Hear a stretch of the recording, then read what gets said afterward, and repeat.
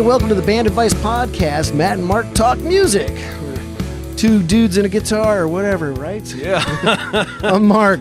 I'm Matt. How's it going, man? Oh, man, good, man. I'll tell you. It's been fun sitting here talking with you and hanging out and just shooting the breeze, man. It's yeah, like we've known old each other a days. long time, man. 26 years. It's crazy. Insane. You know, it's almost like being married sometimes, isn't it? Yeah. But that's that was kind of a lame segue. But that is to my point: is that when you're in a band, it's like a marriage sometimes, isn't it? Kind of is, yeah. You know, you have your ups and downs. It's all fun and exciting in the get go, and you're creating something, and then all of a sudden you get into routines sometimes, and you have disagreements, and you want to go one direction. Well, and you know what I realized it's just like they tell you, like a relationship. Everyone has to have the same expectations or someone's disappointed. True. Yeah. Okay. You know, you got one, and you can see it I can see it in other bands. You know, you always have the one guy that really wants to do it, really wants to, take it further. And then there's the dentist over here who just wants to play when he's able to. That would be me. And just wants to play familiar music, and so they never really last inevitably very long because they're not wanting the same things. True. And it's the same as in a relationship. If you don't want the same thing, it'll never work. Yeah, and it's frustrating. But if you can figure out that is a huge one that'll save you a lot of time. Another thing is if you can learn to know what something really is rather than what you wish it was, that will save you lots of time. For example, if you want this to be a band that does originals and goes out and tours the country, and you realize that there's other factors that prohibit you from doing so, then you need to find other people that can help you make that realization. True. Help you make that a reality. Mm-hmm. If you have one person who doesn't like to travel, you probably are going to have a hard time touring the country. If you have one person who, doesn't really want to do original music, it's going to be very hard to get them to come to rehearsing and come to recording sessions. And then, it's just madness to them. Mm-hmm. They don't understand. They don't understand that. And so everybody's got to be on the same page and then pulling the same way, And, I've had a lot of members come and go in Hurricane Mason, and one lineup or another, there was different things that were good about all of them, but the dynamics of a lot of those lineups are sort of hard to manage. They're just hard to manage, personalities and just expectations. Yeah. And that's really it in a nutshell. I mean, and so now it's like, knowing that, now I'm kind of like, all right, you look for people to collaborate with. You look for people to play with. You look for, people that maybe you want to work with in some capacity. Well, I mean, there's just a few things. It's like the first thing I ask them is, do you have anything of you playing live that I can watch? There you go. Okay. In this day and age, if you don't have something, have your girlfriend record a video on their phone. Right. If you can play the drums well, I can tell by that. Mm-hmm. If you say, well, I'll send you a cassette, that's not going to work for me. Just not. Right. Because that means it's going to be very hard to get like on the same page with just everything. If you're not, can I email you the song? Yes or no? If I can't and you're not, okay, there's barrier number one. Sure. I got to deal with this guy's wife now to send him a song, and she's going to call me up and spend 3 hours on the phone with me trying to figure out how to get it to where he can listen to it repeatedly. That's probably your better bet, is find somebody that else is a little bit more able to deal with the technology. Right. Which is really important these days. Yeah. It's just the sign of the times. It's just, that's just the way it's got to be. You got to be able to deal with technology. And so, maybe they've got a YouTube channel and you can go watch them at different performances with different bands. I mean, I hired a drummer this year just off of seeing him play. Okay, if he can do this on these songs, I know that I can tell him what I want on these originals, and he can probably do it. 5 days later, we were out there at my rehearsal space rehearsing, and then 4 days after that, we were in Kansas City playing a show, and and you just kind of like, that's the first thing I look at is can they show me what they're about, what they're doing, and is it relatively current? I mean, I don't want to hear something that's, this is me 20 years ago playing. I want to hear something from recently. Is how do they look? How do they dress? Sure. You can kind of tell what their level is just by how they look, how they dress, what it is. And so, developing a rapport with people is just kind of based on those kind of things, and whatever level you're doing it at. I don't take anything away from anybody. It's just like, but getting that mix of people that wants to go the same direction is the challenge. And when it doesn't happen, what happens? Oh, it's terrible. You get that one guy that can't go on the road, or somebody that just wants to get high all the time or something like that. I mean, how do you deal with that stuff? Do you end up firing them, or you just try to... Well, it depends. I know that you've dealt with both those scenarios. Yeah, so. I mean, it depends. It just depends. I mean, everybody in the band has different jobs other than just being in the band. Okay. My thing was I was always the one that was out there going after it, always getting the work, getting the gigs, getting it lined up, getting the publicity, promotion, et cetera, et cetera, et cetera. But at the same time, I mean, other people in the band, they've got different roles. Maybe their role is to, have the PA equipment, and they carry it in their vehicle, and they show up at the gig, and as soon as they load their stuff in, they start loading in the PA equipment, and they are able to keep the equipment in decent shape. They're kind of the shepherd of this equipment. Well, everybody's got to have at least another job, another responsibility besides just playing music, Sure. Even if you're just, friends getting together for fun and, enjoyment, somebody's got to have a list together. Somebody's got to have the lyrics together. Somebody's got to have a vision of what we want this to be, and then work on it together instead of one guy vision and then telling the other people what it's supposed to be, and then they don't have any good ideas, they just want to tell you no on everything it is. Well, you need to get other people to play with. So that kind of brings up an interesting point. Let's say you are the one with the vision. Is it better off just to hire hired hands so that you've got the people that are willing to just take the paycheck and follow your vision, or are you going to go through the trials and tribulations, try to find the people that share your vision? It really depends. It depends on, the situation, I mean, like, ideally, when you're young, you think, oh, we're going to be the Three Musketeers. Right. And, what you don't realize is once people get to be like about 25, then other things start to pull away their attention. And, they sort of go into other directions, and going to college and the natural progression of, getting married and having kids and having a normal, responsible job that takes up a lot of your time, and yeah, hate it. It's, it's a kind of natural progression for a lot of people. And so I think that it depends on the situation, but I mean, when you're hiring somebody, they're going to come to this with a little bit different outlook. When I go to a city, and I try to play places where I know people, at least somebody.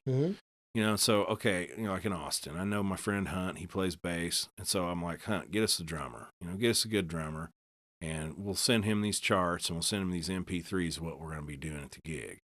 Now, when I show up down there, we'll get together and rehearse with this drummer and go over these songs, and then we'll go out and do the show.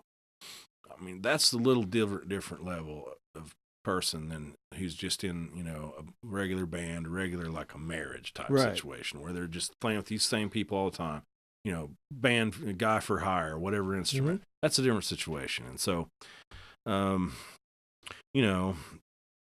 making it to where you're easy to work with and that kind of thing really plays into it. I mean, easy to work with, hard to work with. Here's the truth about that. When someone says that someone's hard to work with, 98% of the time they weren't prepared for the job. Ah, okay. That's really what that means.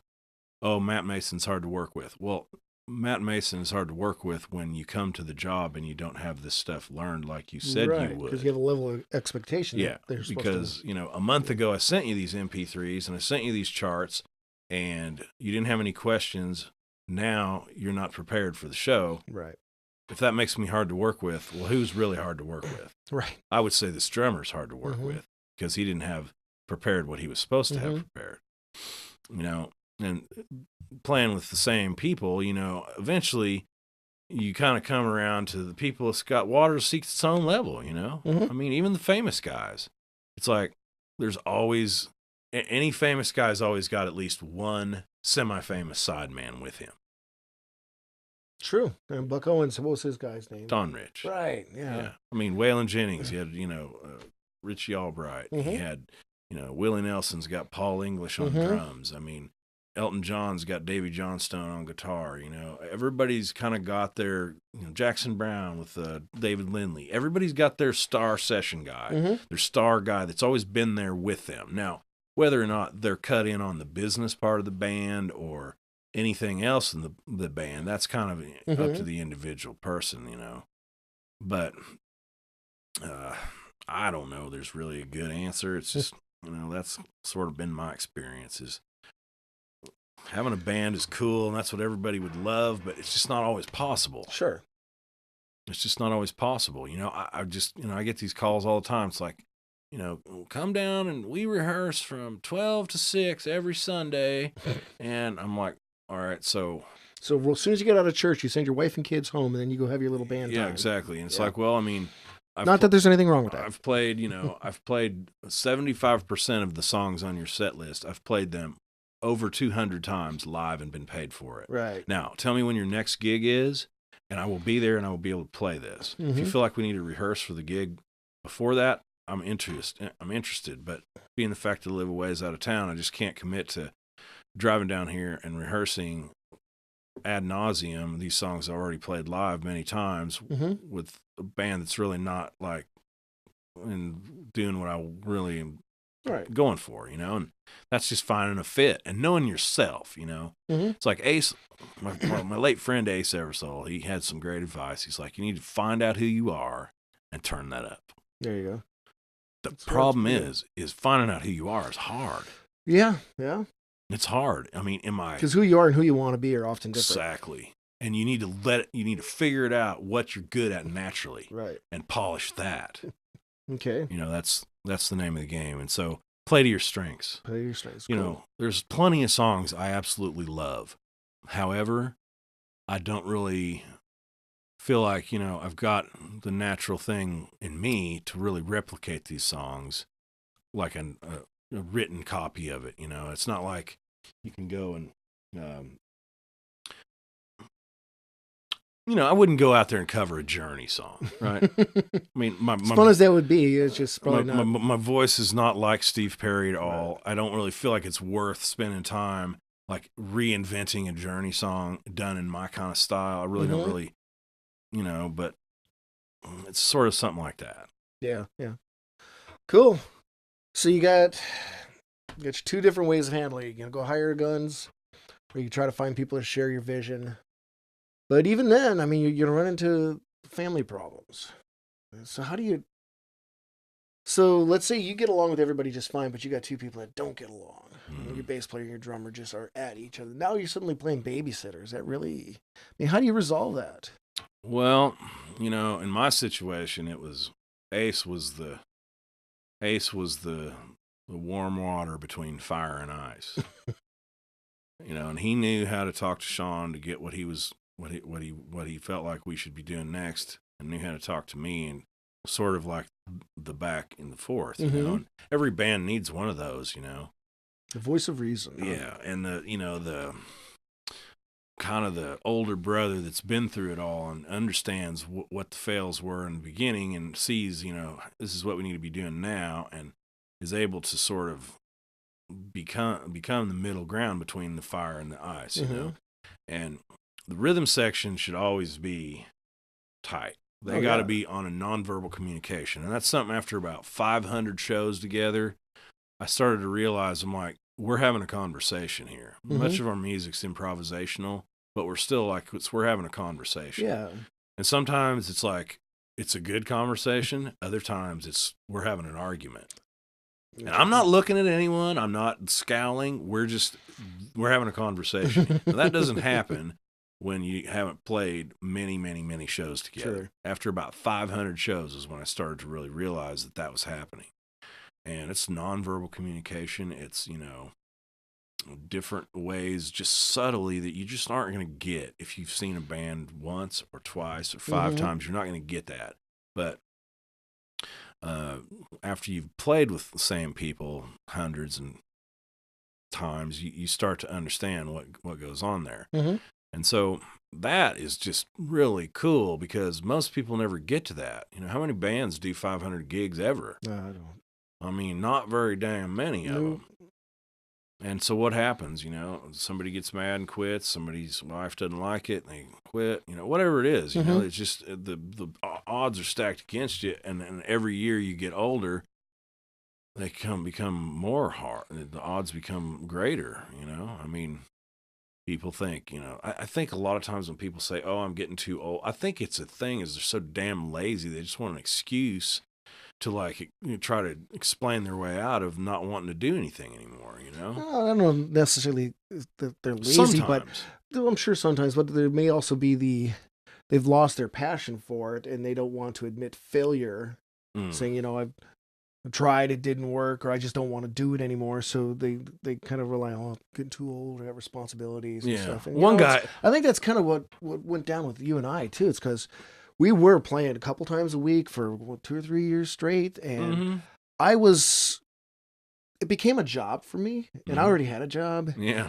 It was your job. Yeah. So you perfectly justified, I think we were both perfectly justified in feeling the way that we felt, but we couldn't come to that agreement. We couldn't find that middle ground there. And I was just done with it. I just did not want to go into those tang bars anymore. Yeah. And I think I know I was becoming a jerk in some aspects of it, and I think you were responding to that in aspects of it. Yeah. There's a lot of passive aggressive verbal silence that was happening. I knew that, because I remember one email sent you saying, we need to step up our game and maybe work on our sets and have some lights and stuff like that. And about a week later, so where are all these lights I was hearing about? I'm like, dude, we're supposed to talk about it. And, but that's where we were at that time. And, you broached the subject that I was been thinking about, and it's like, we need to take a break. And I think it saved our friendship, that's for sure. Yeah. And it also made me realize what it is I wanted. And, so I went out and started doing a solo gig. And I landed a hotel bar thing, and I was playing there twice a week. And I started having the same feelings. So it became very obvious to me that my issues were with playing bar gigs, and it wasn't necessarily playing with you. Yeah. And then that great incident happened where a heckler got the best of me, and with my 100-watt PA system, I let them know what I thought about them and what they could do. And when you told me that story, I cracked up. Oh my gosh, that was funny. It was a bunch of accountants or something that were there, trade shows, and the room got silent really quick. And then I saw the owner go, "That's it," and he walked off to management. And I packed up my stuff, got out of there, and I never played there again. And that's when I realized bar gigs was definitely not my thing. Yeah. So and that's fine. Yeah. And so I wouldn't say I was too old for it. It's just I lost my passion in playing live music. Now, I did a bar gig a couple weeks ago. Had a good time. Yeah. Well, and it was a no pressure situation. A buddy of mine that I played with on and off helped out for some of these charity things. They hired us, and it's like, I could see myself doing this again, maybe once a month, but I would not want to go back to playing every week. I get my fix of playing live, doing the church thing, and what's great about that is I can go up there. I only have to know about 5 or 6 songs.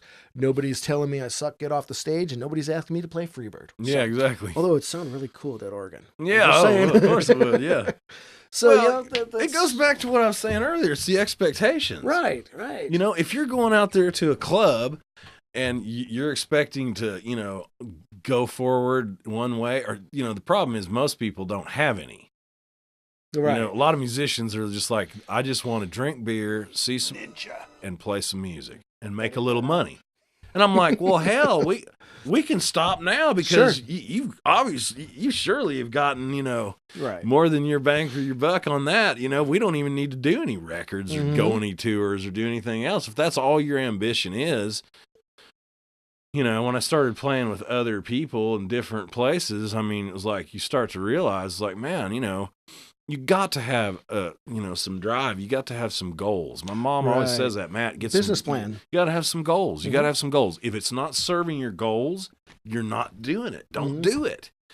You know, when I was a big time drinker, it was important to me to play bars because I could drink many times for free. Yeah. Now, that's just not that important to me. And when, you know, they try to entice you to play for free drinks, I'm like, man, that ain't going to put gas in my tank or strings on my guitar or, you know, money towards my mortgage. And don't take offense to this. You're not that good when you drink.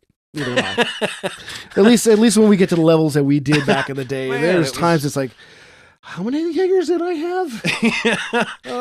It's crazy. How did we survive those days? I don't know, man. And you It's think, crazy. you know, it's like you think you sound a lot better than you do. And I'm here to tell you, after many nights of listening to myself when I had too much, it's like, man, I don't even want to listen to this again. I'm ashamed to think that I even went up there and asked them to pay me money after that. That's part of my shtick. I used to always say to the crowd, "Hey, the more you drink, the better I sound." When in fact, it was the more I drink, the better I thought I sounded. Exactly. I was mistaken. Yeah. And so, you know, when you realize that, that's a big step that a lot of people never get over. I think I've gotten over it, but still, it's a struggle. You know, once an addict is always an addict, and it's like, you know, the balance part of it is tough, and you know, the stress and the whatever.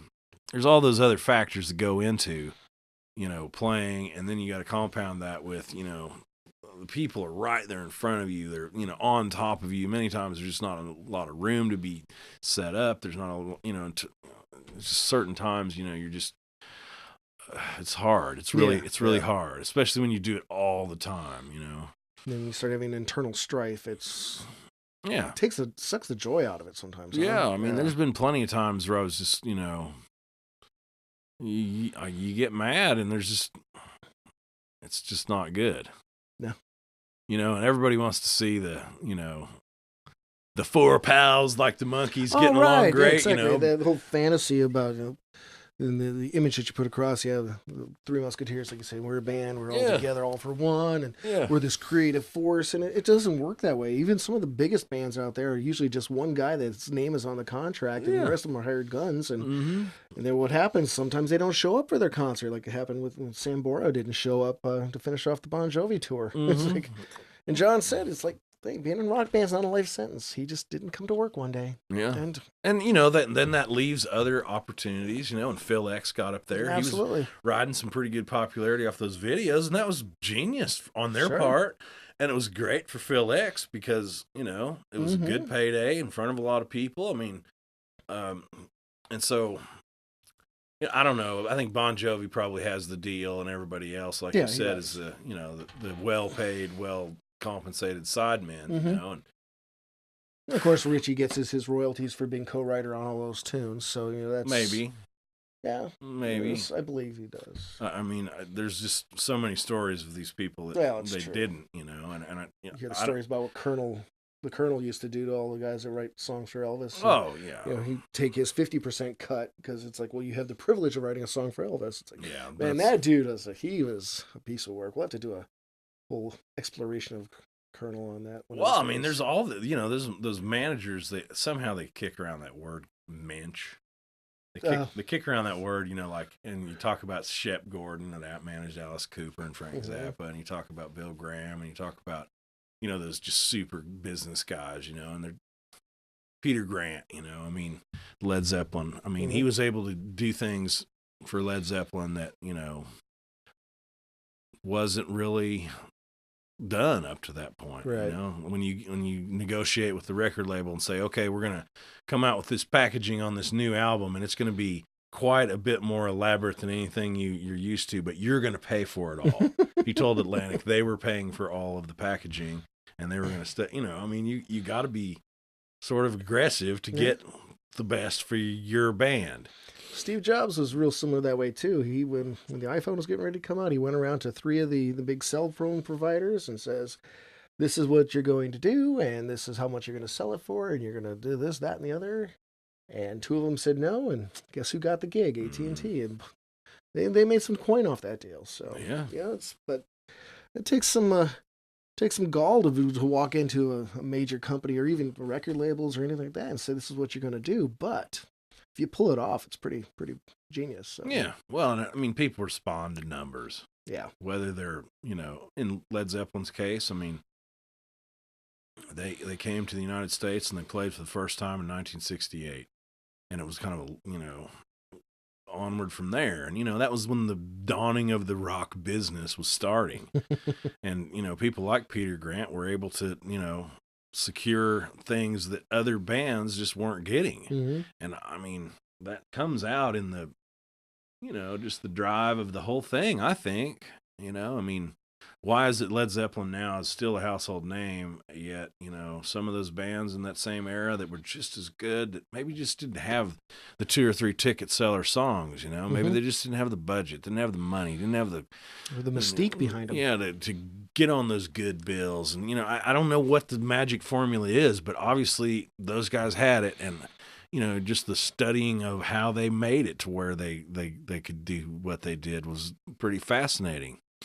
And I don't know. I kind of think it's like trying to figure it out. It's kind of like counting cards in a casino. Yeah, you might see certain patterns. mm-hmm. You might be able to strike a little gold here and there, but it really comes down to luck of the draw. Yeah. So. Yeah, I just felt like I wasn't going to be very lucky if I was, just going to be content with trying the safe route. And so I'm like, you got to play to win. And Mm-hmm. so. Definitely do. Whatever's that's worth, I mean. Well, as you say, winning is playing the music you want to play and getting it out to the people that you want to hear it. So, And success is different for everyone. Right. I mean, success for, people I've played with was make a little money, see if you drink a little beer. I mean, we didn't have to do anything beyond what we'd already done years ago to make that happen. And I don't know if that was halfway said in jest or serious, but I've thought about that ever since then. And it's like, well, my goals are quite different than that, Yeah. And so when you are in a situation where people's goals don't line up, then you got to understand that this is not really worth putting any more time, effort, and energy into. If one guy wants to play dance covers, make lots of money, and stay home and play around Tulsa, that's probably not somebody that's going to be too interested in learning how to play my original catalog and going out there and playing all over the country. It's probably not going to be somebody who's going to want to spend out endless time in the studio coming up with a perfect part to play and getting it right. It's just like anything else. You got to find people that have the same interest, same level, and want to do it. You know? And just like a marriage, it's both sides have got to want it the same. Yeah, I mean, you can put all your heart and soul into it, but if the other person isn't there, you're not going to change it. So, yeah, I mean, if you want, you got to understand and make it known to them without. And the tough part I have is like, I'm kind of a real guy, and so I don't say a lot of stuff like that too much. But when I do, it's like, look, either shit or get off the pot, and I'm tired of your bullshitting around, and we're going to either do this or not. Right. And so that it's awkward, and I don't like to have to get in people's face, but sometimes you have to. But now, it's different. I'm flying solo. I'm doing my own thing. It's like, hey, would you want to come and play this? And, it's flat old saying, intimacy breeds contempt. And I think that's a lot of truth to that. Yeah. Now when I go somewhere to Texas or somewhere to wherever I'm going, I'm happy to see the people and they're happy to see me. And, we go great guns at it for 3 or 4 days and then I'm gone. You know? Good times. So 6 months later, it's a whole new story. And so you're like, there's a lot to be said for both approaches, True. All right, man. Well, that was a good talk. Sure enough. As all of them are. So we got a lot done here today. We did. We should do this again. Man, that's a fun time. So I appreciate you coming in, carving out your afternoon. And for all you viewers out there, Thanks for checking us out, listening to our awesome Matt and Mark music podcast here on bandadvice.com.tv. Whatever. Check us out on YouTube. Check out the show notes for information on Matt's band and my solo stuff. And, there's probably a link down there for Patreon as well. So until next time, remember, there's good advice and then there's band advice. Peace.